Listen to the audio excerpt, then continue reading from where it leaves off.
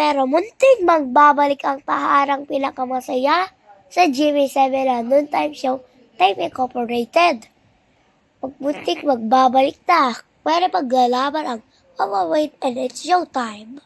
Pero mamawala ang ulang event para matatahimik ang balitang pistak na Noon Time Show ng GMA's Regional TV. Sa Eastern Visayas, sa Free TV.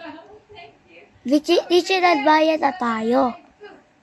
Hugit 8,008 pesos.